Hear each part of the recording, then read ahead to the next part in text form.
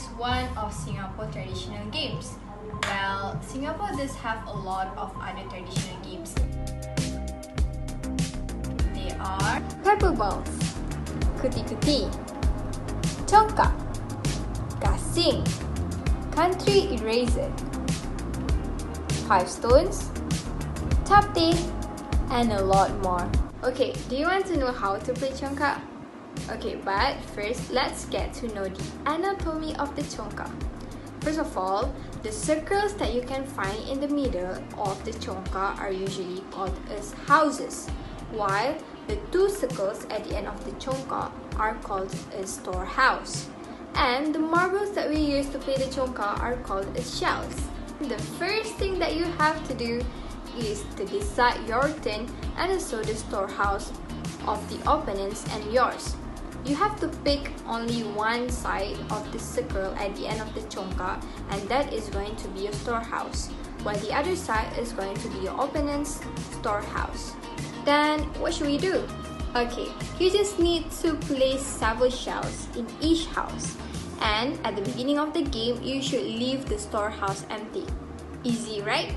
And to make it fair, each player should start the game at the same time. Scoop up all of the shells in any house on your side. Then, drop a shell into the next house and continue doing that for every house. You should also drop a shell into your storehouse each time you pass it. But, do not deposit any shells into your opponent's storehouse. Take another turn if your last shell is dropped into your own storehouse. If you drop a shell in your own house, you can collect your opponent's shell and make it yours. But if you drop your last shell into one of your opponent's empty houses, then you are going to lose your turn, and your opponent will begin theirs. 1, 2, 3, 4, 5, 6. Other countries also have this traditional game, but sometimes they go by different names, such as your country. Philippine people call this sungka, right? And Vietnamese, they call this as o an quan. And Indonesian, they call this as dakon. While Malaysian and so Brunei people, we call this as congkak. Okay, so in Singapore, the game is played using 5 small triangular or pyramid-shaped cloth bags, which are filled with either sand, rice, or dried beans. And they have 8 stages, so buckle up everyone, let's get started. So for the first stage, you have to throw all 5 stones onto the ground and throw 1 stone in the air. Pick up 1 stone and catch the first stone you threw with the same hand. Continue this step until all 5 stones are in your hand. For the second stage, repeat stage 1 but pick up 2 stones each time. For the third stage, repeat stage 1 but pick up 3 stones the first time and 1 stone the second time. Or you can do it vice versa. For the fourth stage, just like stage 1, repeat stage 1 but pick up all 4 stones in one go.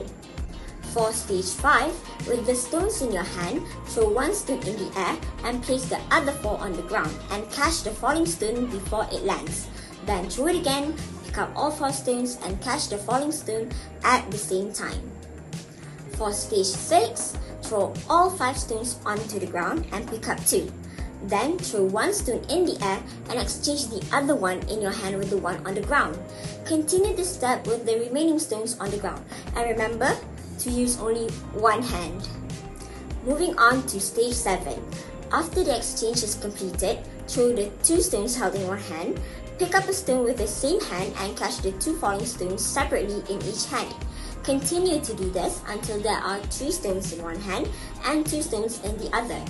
Throw the remaining 2 stones and catch separately in each hand again. Throw the last stone up and catch it with the other hand. And finally, the final stage, stage 8. Throw all 5 stones onto the ground. You or your opponent can select which stone to be thrown into the air. Throw the selected stone and pick up the others on the ground and then catch the falling stone. When all these stages are completed, you score a point. And then you start from stage 1 again. Okay guys, let's move forward to the next Singaporean traditional games, which is gasing. So what gasing is?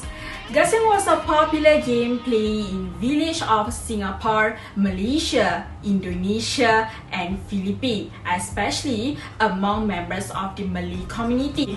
However, in Philippines, they call gasing as turumpo.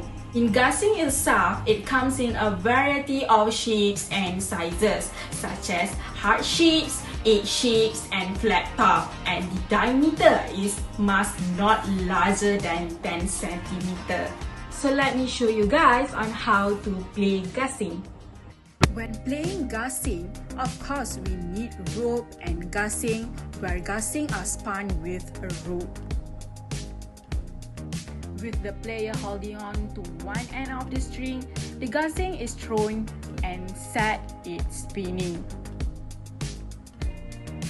The longer the gasing spinning, the higher chances for you to win. There are a lot of other countries that share the same traditional games as Singapore, and that is just common. Your country might also share some similar games as Singapore, just the name might be different, right? That is right and incredible, Annie, Tihani, and Shat. Thank you so much for teaching me about the Singapore traditional games. I am very excited to share that to my Filipino friends as well. You know, they say life is like playing games. Sometimes you lose, sometimes you win, and sometimes it gets really hard. But the most important thing is that you continuously learn through practice. As they say, it doesn't get easier, you just get better. Thank you so much and see you again next time.